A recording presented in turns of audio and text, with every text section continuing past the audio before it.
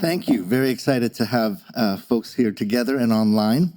At the beginning, my co-author, Mark Charles, would very often ask to do some kind of land acknowledgement as a native man.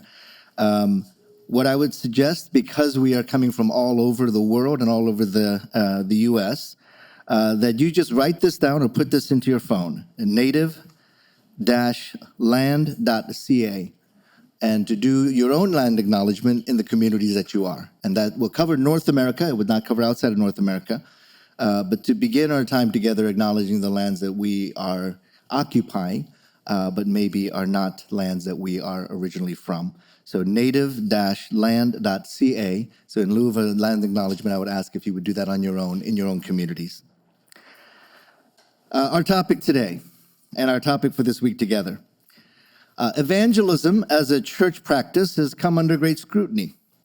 There are certain, what we might call Western-centric, patriarchal, racially and culturally insensitive expressions of evangelism that have been taken as the norm in church life, but now are being rejected by many as no longer practical, no longer applicable in 21st century, especially U.S. culture. But here's the dilemma for us as believers, as Christians. While the practice of evangelism has been challenged, the need for communicating the evangel could never be higher. Many are leaving the faith many are leaving the church while still claiming faith in Jesus. Others are abandoning their faith altogether. Others are questioning different aspects of evangelism and their Christian faith. And still others have little to no connection or experience with the Christian gospel message. Meanwhile, in the church, we've looked at some of these expressions of disconnecting with Christian religions, or those who are questioning aspects of Christianity. And within the church, we've called this process deconstruction, all one word. And we've seen this process of deconstruction as hostile, potentially destructive to the church, and that but I want to offer that the work of deconstruction may actually be a necessary expression of evangelism in the post-Christendom era. That in order for us to engage the next evangelism, deconstruction must be actually more clearly identified and expressed as not as an outside practice, but as a theological, ecclesial practice. And it is a necessary prelude, a necessary step to move towards acts of reconstruction or reformation or reformation. And that reformation, reconstruction might signal a more biblical, more relevant, and more applicable expression of evangelism in our contemporary context. So in the background of our conversations for the next 2 days, is evangelism a thing of the past, a remnant of a previous generation's efforts to spread its particular iteration and expression of Christianity? Are the cultural and generational particularities of the previous iteration of evangelism, has it actually been the reason why there is a rejection of evangelism by the next generation? So addressing these challenges, as we've defined as deconstruction, but do we now redefine as reconstruction? So in our gathering here this week, we are confronted with the challenge of not only deconstructing faith or evangelism, but reconstructing evangelism. And in order to better do this, we need to better understand these terms. So let's talk about the term deconstruction and where that comes from and its misusage. Deconstruction in the current vocabulary within Christian circles is anything that critiques the current state of Christianity is considered deconstruction. And it is oftentimes tied in with postmodern philosophy. And of course, within the Christian world, postmodern philosophy is evil, it is sinful, it is of the devil, and therefore, if deconstruction emerges from postmodern philosophy, then we must categorically reject it. We've seen it and said, oh, postmodernism, deconstruction, that's a Gen X and Gen Y and Gen Z issue. And they're the ones leaving the faith in large numbers, they're the ones that are being de-churched. Therefore, the problem is deconstruction. It has a negative connotation, and in fact, many have called it a modern form of apostasy. Deconstruction has been associated not only with a postmodern philosophy, but an extreme anti-Christian secular worldview. However, I would argue that the way deconstruction is being used in the Christian context is actually not at all how deconstruction is used in postmodern philosophy. Deconstruction in the postmodern expression emerges from the study of semiotics, the study of signs. Postmodern philosopher Derrida, who's actually a semiotics and linguistics expert, offers these reflections on postmodern expressions of deconstruction. And Derrida captures the essence of postmodern deconstruction by saying the absence of a transcendental signified extends the domain and the play of significations infinitely. Typically for a postmodern deconstructionist, I have no idea what that actually means. So this technical language, which draws from the discipline of semiotics, Derrida is explaining how signs, words and symbols, signify a specific meaning based upon a system of language that assigns a signification, specific meaning, to that sign. Meaning words have specific meanings in specific contexts due to specific rules and regulations around those words. What deconstruction does is it removes, according to Derrida, or devalues the system of language that governs the relationship between sign and signification. So you remove the limits of the word that you're saying, and that word, that sign, can say anything you want it to mean. So that external governance of the language is being removed, and so the language has a power of its own and can mean whatever it means. Stanley Gren summarizes Derrida by saying, Derrida holds that meaning is never static, never given once and for all. Instead, meaning changes over time and with changing context. For Derrida, there is no outside the text. All we have is the text itself, not some external meaning to which the text points. The book is actually our reading of the text. Now, the problem with deconstruction from maybe from a Christian perspective is that, well, what do you do? What happens when you apply that to the biblical text? What if you say the Bible can say whatever you want it to say? Authorial intent is out the window. The fact that his words are not meaningful because Jesus said them, but whatever we choose to make it say is what it means. So you can see the problematic application of postmodern philosophical deconstruction to Christianity. That's a different conversation to have. What I'm trying to point out is that that academic definition has nothing to do with the way we're using the word deconstruction in Christianity.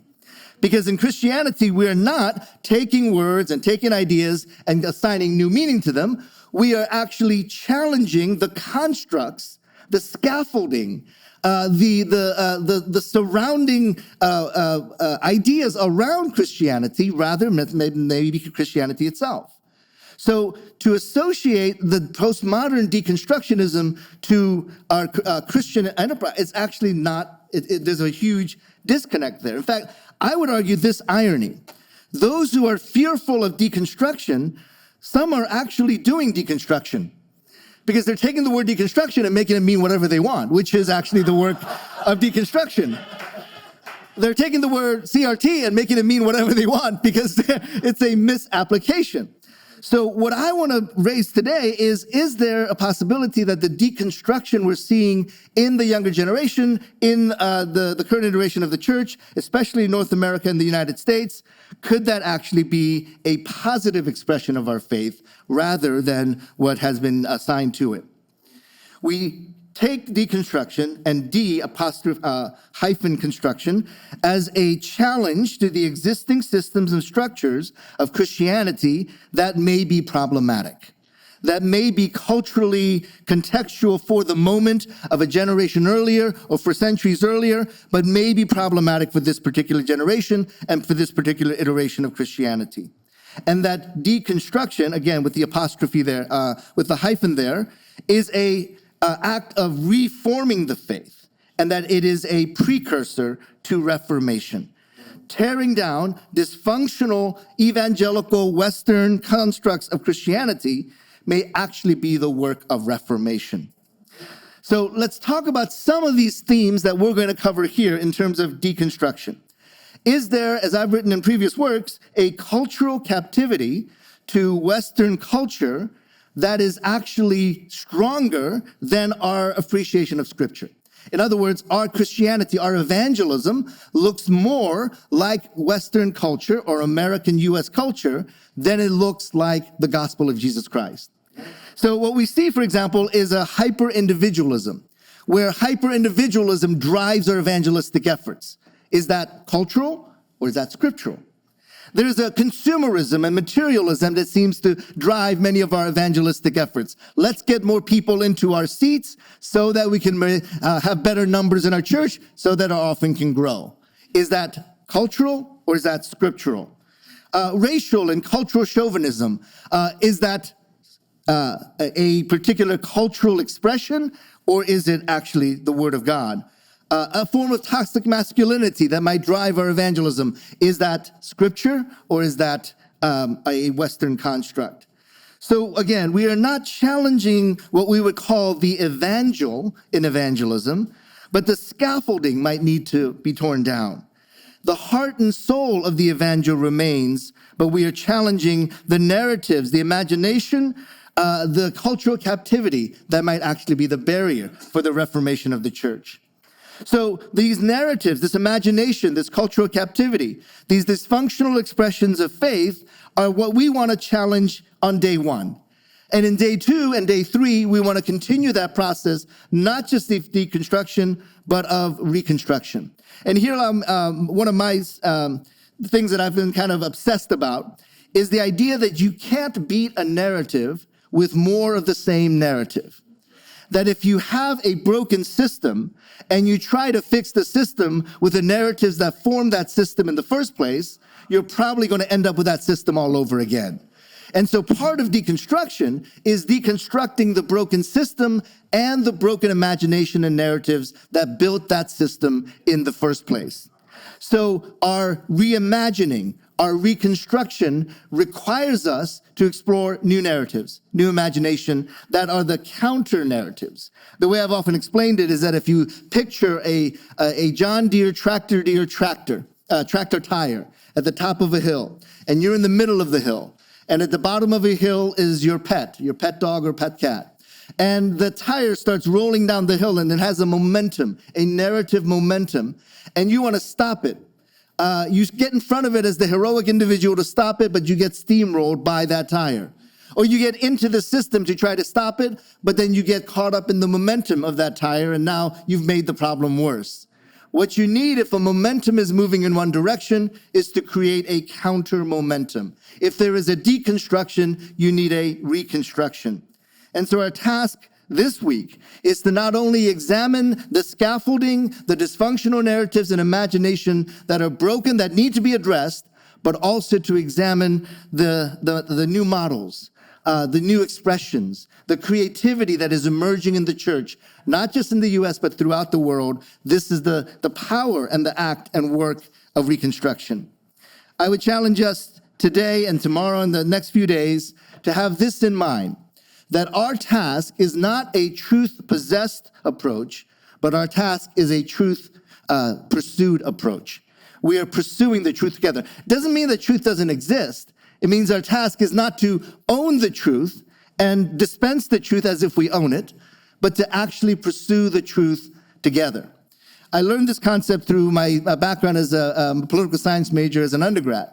And my professor was talking about how when there were leaders who were truth-possessed, you ended up very much with despotic leaders, oftentimes genocide. When you had the Hitlers and the Stalins who said, I know the truth, I own the truth, and I dispense it for others, I control it for others, then you oftentimes had despotic leaders. But when you've had folks who were thinking, no, the truth is there, I believe in the truth, but I will pursue that truth. The Gandhis, the Kings, Jesus. Think about Jesus. Jesus says, I am the way, the truth, and the life. No one comes to the Father but through me. But he also says, follow me. You don't own Jesus. Nobody owns Jesus or possesses Jesus, but we pursue the truth of Jesus. And so our time together is not, here is the boundaries of truth that we all own, and now we just kind of fight over whose boundaries are right and wrong. But we gather together to say we are followers of Jesus who are following the person that is truth, and together in evangelism, in ministry, in Christianity, we will pursue the truth together. Thank you.